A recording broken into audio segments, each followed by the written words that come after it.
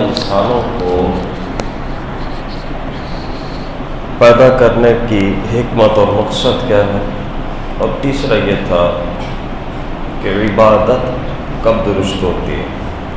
تو عبادت کب درست ہوتی ہے، یہاں پر امام غزالی کا فرمان تھا کہ لا تصح العبادت الا بعد معرفت المعبود، کہ جب تک معبود کی معرفت حاصل نہیں ہوگی تو عبادت درست نہیں ہو سکتی۔ یعنی اللہ تعالیٰ کے بارے میں جب تک عقیدہ درست نہیں ہوگا عبادت درست نہیں ہو سکتی۔ حاشیے میں فرمایا کہ اگر انسان اللہ تعالیٰ کے بارے میں غلط عقیدہ رکھتا ہے تو اب جو تصور اس نے اپنے معبود کا بنایا ہے، مثال کے طور پر اس کے ہاں اس کے معبود کا تصور یہ ہے کہ وہ ایک جگہ سے دوسری جگہ منتقل ہوتا ہے، یا جسم رکھتا ہے، یا عرش کے اوپر بیٹھا ہوا ہے، اس طرح کا کوئی بھی تصور اگر کسی کے ہاں ہے تو وہ تصور اللہ کا نہیں ہے، وہ اس کا خیالی معبود کوئی اور ہے، وہ اللہ نہیں ہے۔ تو اب وہ غلط تصور کی اگر عبادت کر رہا ہے تو وہ اللہ کی عبادت نہیں کر رہا۔ جب وہ اللہ کی عبادت ہی نہیں کر رہا تو اس کا عمل عبادت کہلائے گا بھی نہیں۔ چوتھا سوال فرمایا کہ لماذا ارسل اللہ الرسل، اللہ تعالی نے رسولوں کو کیوں بھیجا؟ اللہ نے اپنے حبیب کو بھیجا، اور اس سے پہلے حضرت آدم علیہ السلام سے لے کر حضرت عیسیٰ علیہ السلام تک تمام انبیاء رسول تشریف لاتے رہے۔ کس لیے، کیا مقصد ہے؟ فرمایا اس لیے کہ ارسل اللہ الرسل، اللہ نے اپنے رسولوں کو بھیجا لیعلم الناس مصالح دینہم و دنیاہم، اس لیے کہ انبیاء یہ رسول دنیا میں آ کر دنیا کے لوگوں کو دین کی مصلحتیں بھی سکھائیں اور دنیا کی مصلحتیں بھی سکھائیں۔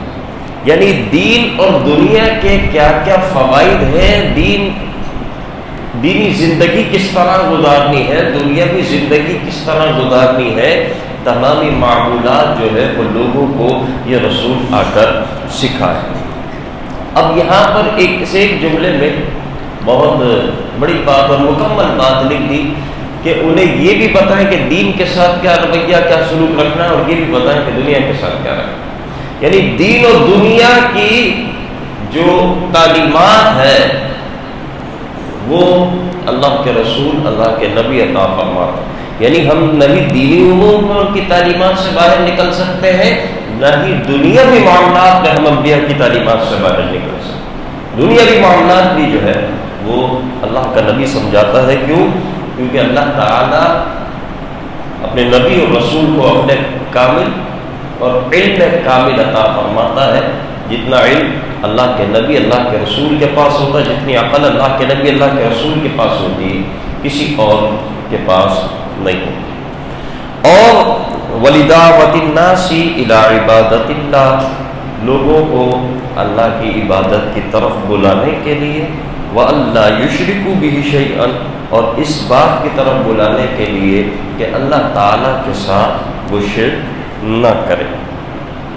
آگے اللہ تعالیٰ کے فرمان سے ایک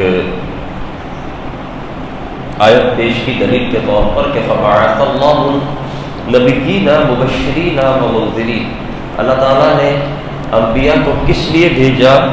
مبشر بنا کر اور منذر بنا کر، یعنی جنت اور نعمتوں کی خوشخبریاں سنانے والا بنا کر، اور جہنم اور عذاب سے ڈرانے والا بنا کر۔ مبشر کا معنی ہوتا ہے خوشخبری دینے والا، اور منذر کا معنی ہوتا ہے ڈر سنانے والا۔ حضور پاک علیہ السلام فرماتے ہیں خیر ما قلت انا والنبیون قبلی، وہ سب سے بہتر پیغام، وہ سب سے بہتر جملہ، سب سے بہتر کہ جو میں بھی کہتا رہا اور مجھ سے پہلے کے انبیاء بھی کہتے رہے، وہ کیا ہے؟ لا الہ الا اللہ، اللہ کے سوا کوئی معبود نہیں۔ یعنی سب سے بہتر جملہ، سب سے بہتر عقیدہ یہی ہے، اور انبیاء کی ذمہ داری بھی یہی ہے کہ وہ لوگوں کو اس کلمے کی طرف بلائے کہ لا الہ الا اللہ، اللہ تعالیٰ کے سوا کوئی معبود نہیں۔ آگے فرمایا ما معنی توحید، توحید کا معنی کیا ہے؟ جو ہم کہتے ہیں کہ چاروں کلمہ توحید اور جو ہے توحید پرست ہونا، لا الہ الا اللہ، اللہ کے سوا کوئی معبود نہیں، اب توحید کے ماننے والے ہیں، توحید کا معنی کیا ہے؟ توحید کا معنی فرمایا ہوا افراد القدیم من المحدث،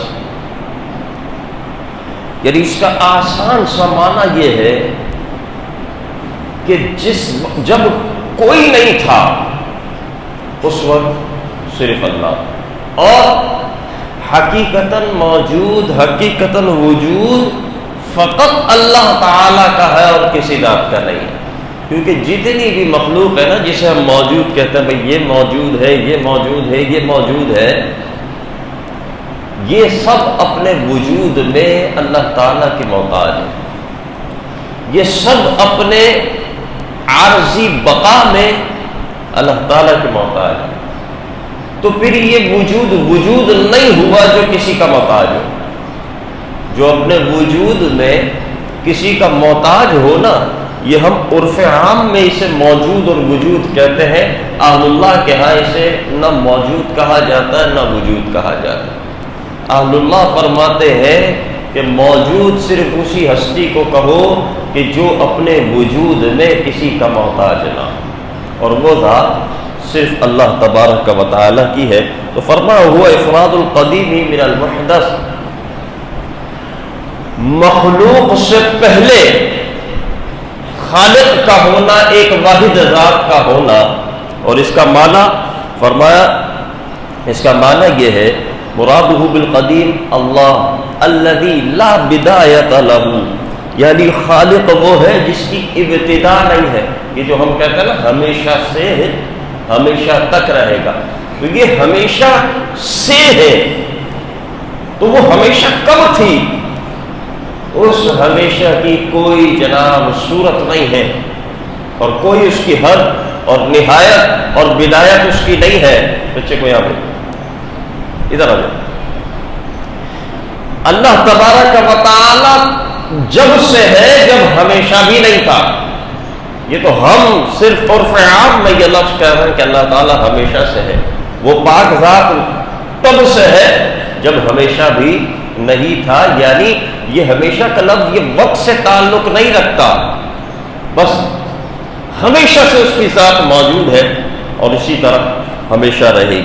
اور محدث سے مراد مخلوق ہے، یعنی اللہ تبارک و تعالی ہمیشہ سے ہے، کسی نے اسے پیدا نہیں کیا، وہ وجود میں نہیں آیا، اس کے علاوہ ہر شے وہ محدث ہے، یعنی پیدا کی گئی ہے، بعد میں وجود میں آئی ہے، چاہے کتنی ہی پرانی ہو لیکن وہ بعد میں وجود میں آئی ہے۔ آپ کو غالباً معلوم نہ ہو، اسلام کا کلمہ پڑھنے والے بھی بعض لوگ ایسے موجود ہیں کہ جو اللہ تبارک و تعالیٰ کی ذات کے علاوہ بھی بعض چیزوں کو جو ہے وہ قدیم مانتے ہیں۔ کوئی عرش کو قدیم مانتا ہے کہ عرش کو پیدا نہیں کیا، جس طرح رب ہمیشہ سے اس طرح عرش ہمیشہ سے، یہ کفری عقیدہ بھی رکھنے والے لوگ موجود ہیں، اور اس کے علاوہ بھی بہت سے ایسے لوگ موجود ہیں۔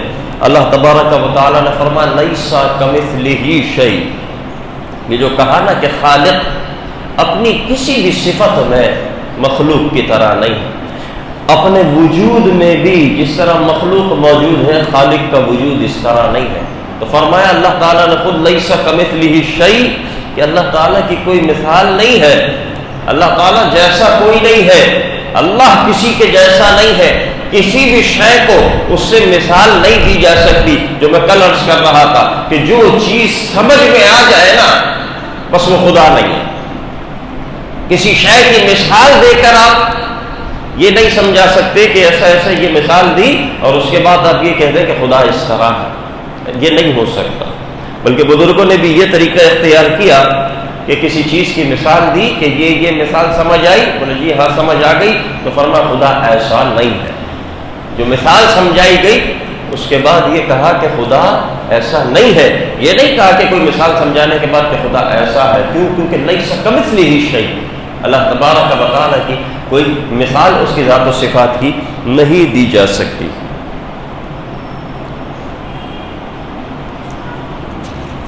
اس کے بعد آگے حدیث شریف اسی کے متعلق سئل رسول اللہ صلی اللہ علیہ وسلم ای العمل افضل، یا رسول اللہ صلی اللہ علیہ وسلم کے ارشاد فرمائیے کہ سب سے افضل عمل کیا ہے؟ حضور پاک علیہ الصلوۃ والسلام نے فرمایا ایمان باللہ ورسولہ، کہ اللہ اور اس کے رسول پر ایمان رکھنا، یہ سب سے افضل چیز ہے۔ اگر یہ موجود ہے تو عبادت ہے، اگر عقیدہ درست نہیں، ایمان موجود نہیں، تو پھر عبادت نہیں ہے۔ جیسے کہ ہم پیچھے پڑھ چکے کہ جس کا عقیدہ غلط ہوتا ہے اللہ تعالیٰ کے متعلق تو وہ تو اپنے تصور کی عبادت کر رہا ہے، وہ اللہ تعالیٰ کی عبادت نہیں کر رہا۔ اسی طرح اس کے علاوہ، توحید کے علاوہ جو ضروری چیزیں ہیں جسے ضروریات دین کہتے ہیں، اگر اس میں کوئی شخص کوتاہی کرے گا، غلطی کرے گا تو وہ کافر ہو جائے گا۔ اب بہت سے ایسے بھی ہیں، اللہ محفوظ فرمائے، کہ جو کفری عقائد رکھتے ہیں اور عبادتوں کا تسلسل جاری ہے، لیکن وہ عبادتیں ان کو فائدہ نہیں دیں گی۔ تو یہ یاد رکھیں، بحیثیت مسلمان عقائد کو جاننا، سیکھنا یہ سب سے زیادہ ضروری ہے۔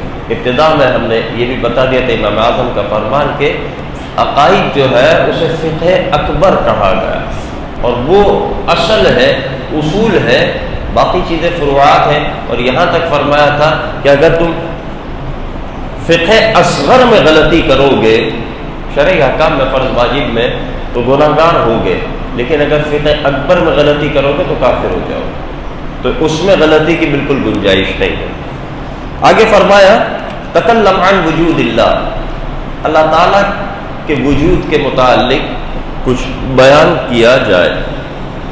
فرمایا عقیدہ اسلام یہ ہے کہ اللہ موجود لا شک فی وجودہ، اللہ موجود ہے اور اس کے وجود میں کوئی شک نہیں ہے۔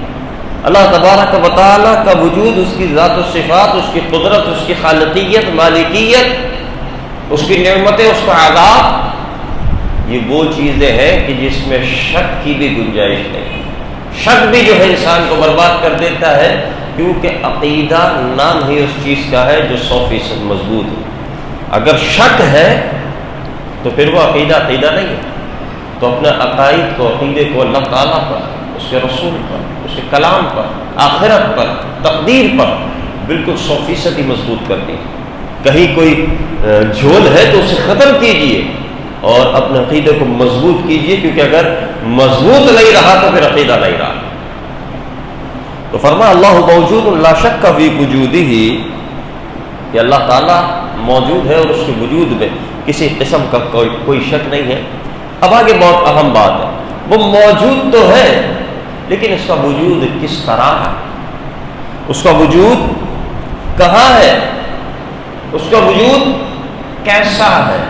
یہ 3 سوال سامنے آتے ہیں کہ بھئی وہ وجود ہے، کیسا ہے، کہاں ہے، وغیرہ۔ تو فرمایا موجود بلا کیف، وہ موجود ہے بلا کیف، کیفیت سے پاک ہے، ولا مکان، مکان سے پاک ہے، ولا جہت، جہت سے پاک ہے۔ یہ 3 چیزوں کا سوال ہو سکتا تھا۔ فرمایا اس کا وجود تو ہے لیکن ان چیزوں سے پاک ہے، کیفیت سے پاک ہے یعنی کیسا ہے، مکان سے پاک ہے یعنی کہاں ہے، اور جہت سے پاک ہے یعنی کس طرف ہے۔ اب اللہ کا وجود ہے لیکن ان چیزوں سے پاک ہے، تو اب سوال یہ پیدا ہوتا ہے کہ ایسا کیسے ہو سکتا ہے، سمجھ رہے، ایسا کیسے ہو سکتا ہے، کیونکہ ہم نے آج تک جو وجود دیکھا ہے اس کی ایک کیفیت دیکھی ہے کہ وہ کیسا ہے، اس کی ایک سمت دیکھی ہے کہ اس سمت میں ہے، اس کی ایک جگہ دیکھی ہے کہ وہ کس جگہ پر ہے۔ تو ہم نے تو آج تک جو بھی وجود دیکھا اس میں تو ہم نے کیفیت دیکھی، اس میں تو ہم نے جگہ دیکھی، جہت دیکھی۔ اب اللہ کے متعلق ہم یہ گمان اور عقیدہ رکھے کہ جہت سے پاک وغیرہ وغیرہ، تو یہ ماننا ضروری ہے۔ کیوں؟ کیونکہ ہم نے آج تک جو دیکھا وہ مخلوق تھی، کہ جس کے لیے ہم نے کیفیت دیکھی، جس کے وجود کے لیے ہم نے سمت دیکھی، جس کے وجود کے لیے ہم نے جگہ دیکھی، تو ہم تو مخلوق کو دیکھ رہے تھے، اور خالق کی کوئی صفت مخلوق کی طرح نہیں ہوتی۔ تو یہ جہت ہونا، یہ مکان ہونا، یہ کیفیت ہونا، یہ صفت ہی مخلوق کی ہے، خالق کے اندر نہیں مان سکتے۔ اللہ تبارک و تعالیٰ کو ان صفتوں سے پاک مانا جائے گا، کیونکہ یہ مخلوق کی صفات ہے۔ اللہ تعالیٰ مخلوق کی ہر صفت سے پاک ہے۔ آگے فرماتے ہیں لا یشبہ شیئا من خلقہ، اللہ تعالیٰ اپنی مخلوق میں کسی سے مشابہ نہیں ہے۔ اگر کیفیت مانی جائے گی تو کیفیت تو مخلوق کی ہوتی ہے۔ اگر اللہ کی کیفیت مان لو گے تو خالق کی جو ہے کیفیت مخلوق کی طرح ہو جائے گی۔ مکان تو مخلوق کے لیے ہوتا، خالق کے لیے نہیں ہوتا ہے۔ تو اگر خالق کے لیے بھی مکان مان لو گے تو مکان کے اندر جسم ماننا پڑے گا، جسم محدود ہوتا ہے، پھر اللہ کو محدود ماننا پڑے گا، پھر بہت ساری چیزیں، بہت ساری خرابیاں جو ہے وہ نکلتی چلی جائیں گی۔ تو لہذا بس اتنا یاد رکھو، مخلوق کی کسی صفت کے مشابہ نہیں ہے اللہ تبارک و تعالیٰ کے نام۔ لا یشبہ شیئا من خلقہ، اللہ اپنی مخلوق میں کسی شے کے مشابہ نہیں ہے۔ ولا یشبہہ شیئا من خلقہ، اس کی مخلوق میں سے کوئی شے اس کے مشابہ نہیں ہے۔ اللہ تعالیٰ نے خود ارشاد فرمایا فی اللہ شک، کہ اللہ کی ذات پہ شک کرتے ہو؟ اب جو شک کرے گا وہ دائرہ اسلام سے خارج ہو جائے گا۔ حدیث شریف ہے کان اللہ ولم یکن شیء غیرہ، اللہ موجود تھا کہ جب کوئی شے موجود نہیں تھی۔ جب کوئی شے موجود نہیں تھی تو اس وقت اللہ موجود تھا۔ اب سوال یہ ہے کہ جس وقت کوئی شے موجود نہیں تھی اس وقت اللہ موجود تھا تو کس کی طرح تھا؟ جب کوئی شے ہی موجود نہیں تھی تو کس کی طرح تھا؟ جب کوئی کیفیت ہی موجود نہیں تھی تو کس کیفیت میں تھا؟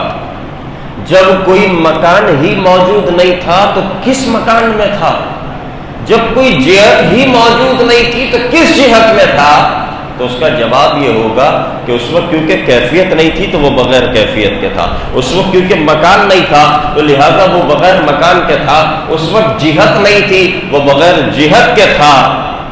تو پھر آخر میں جواب یہ دیا جائے گا جس طرح وہ جہت پیدا ہونے سے پہلے بغیر جہت تھا تو وہ جہت کے پیدا کرنے کے بعد بھی بغیر جہت میں ہے، کیونکہ اللہ تعالیٰ حالت کے بدلنے سے پاک ہے۔ جس طرح مکان کے پیدا کرنے سے پہلے وہ بغیر مکان کے تھا، مکان کے پیدا کر دینے کے بعد بھی وہ بغیر مکان کے موجود ہے، کیونکہ پہلے مکان میں نہ ہونا پھر مکان میں آنا یہ کیفیت بدلنا کہلاتا ہے۔ اللہ تعالیٰ کیفیت بدلنے سے پاک ہے، اللہ تعالیٰ حالت بدلنے سے پاک ہے۔ لہذا جس طرح کل بغیر مکان کے موجود تھا آج بھی بغیر مکان کے موجود ہے، جس طرح کل جو ہے وہ مکان کا محتاج نہیں تھا نا، اسی طرح آج بھی وہ مکان کا محتاج نہیں ہے۔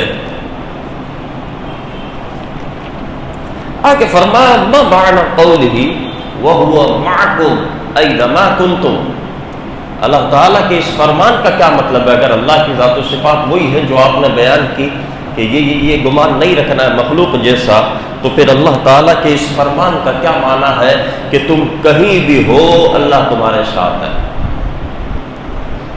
کیا کہ اس کا کیا معنی ہے پھر کہ تم کہیں بھی ہو، وَهُوَ مَعَكُمْ أَيْنَمَا كُنْتُمْ، اللہ تمہارے ساتھ ہے تم کہیں بھی ہو، تو اس کا کیا معنی ہے؟ تو فرمایا اس کا معنی کیا ہے؟ معنیٰ الْإِحَاطَةُ بِالْعِلْمِ،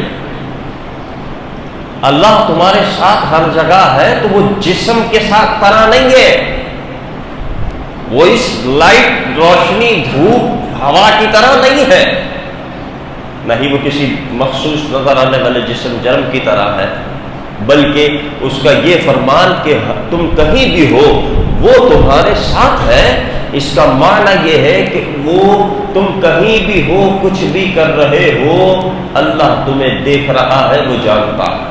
الاحاطۃ بالعلم، وہ اپنے علم کے ذریعے سے ایک ایک شے کو گھیرے ہوئے ہے، یعنی ایک ایک شے کا وہ علم رکھتا ہے، اور اسے صرف کسی ایک نے نہیں بلکہ بہت سے بے شمار جو ہے وہ اکابر اولیاء نے، علماء نے اس بات کو ذکر کیا ہے۔ اور اللہ تعالیٰ فرماتا ہے وَأَنَّ اللَّهَ قَدْ أَحَاطَ بِكُلِّ شَيْءٍ عِلْمًا، کہ اللہ تعالیٰ ہر شے کو گھیرے ہوئے ہے اپنے علم کے ذریعے، یعنی ایک ذرے ذرے کا بھی جو ہے وہ علم ہے۔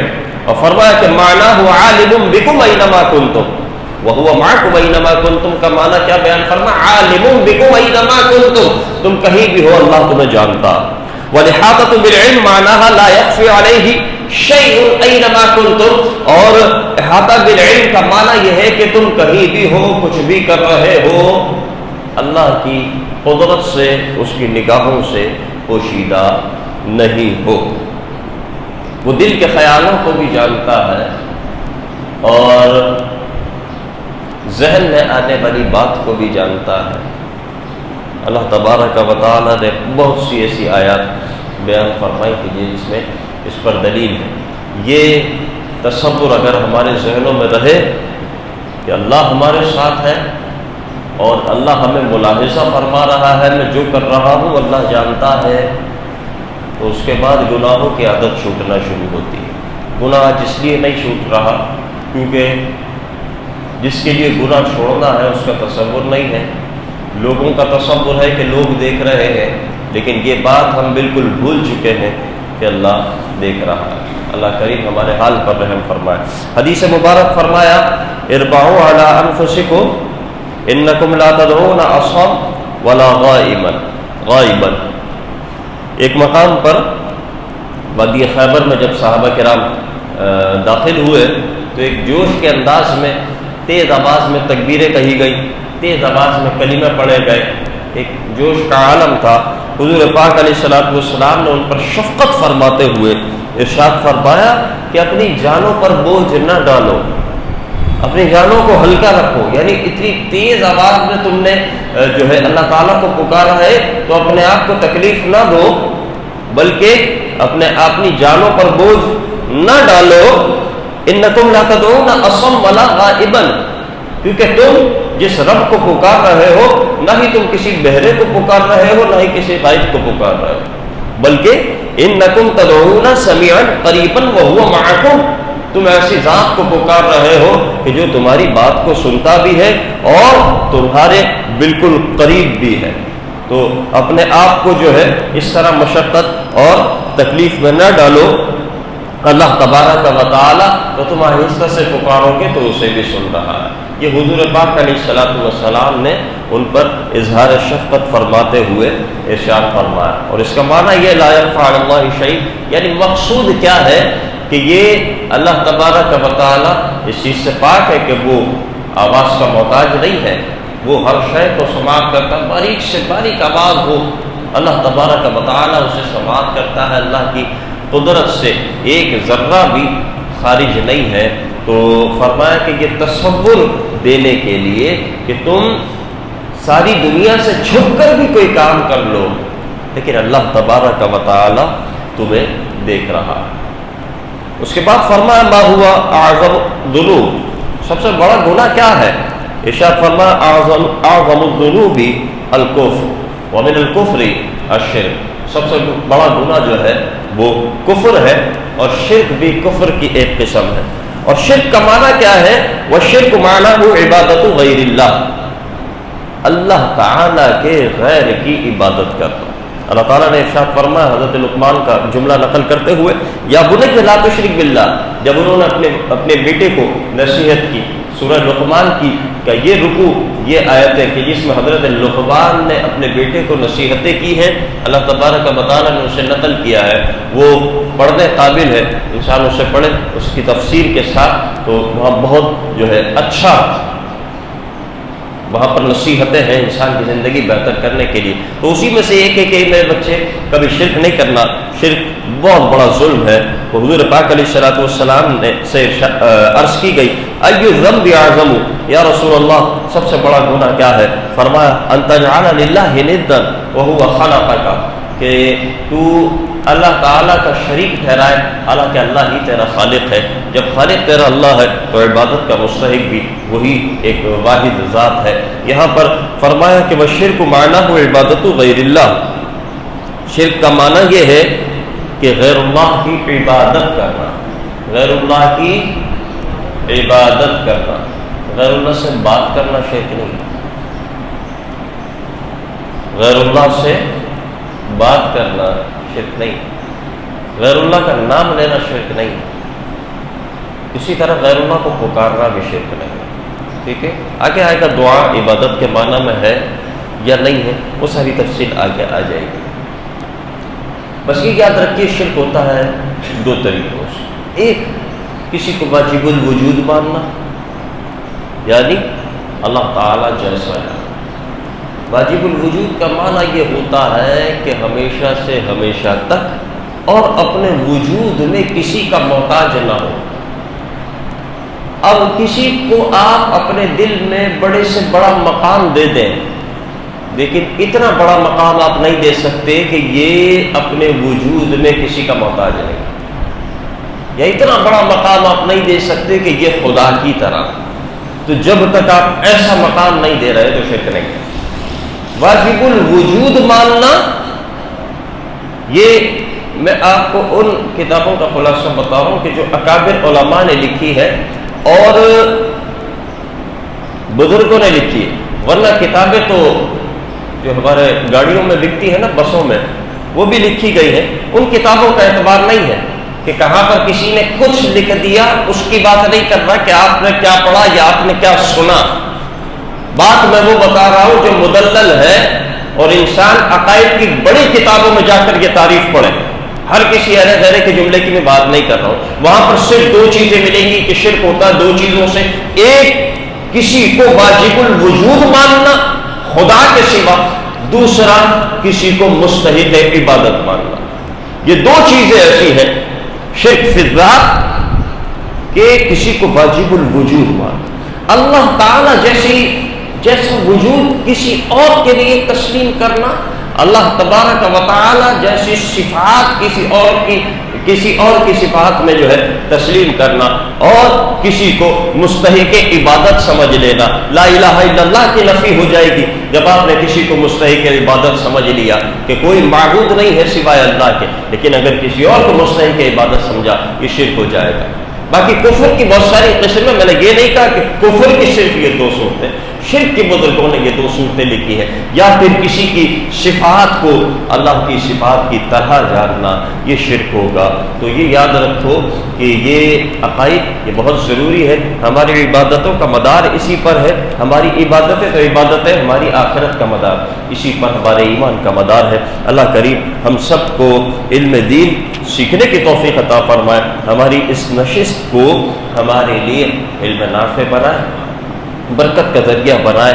میرے دوستوں، دین سیکھنا بہت ضروری ہے. جہالت نے لوگوں کو برباد کر دیا ہے، اور یہ بربادی ہم اپنی آنکھوں سے دیکھتے ہیں.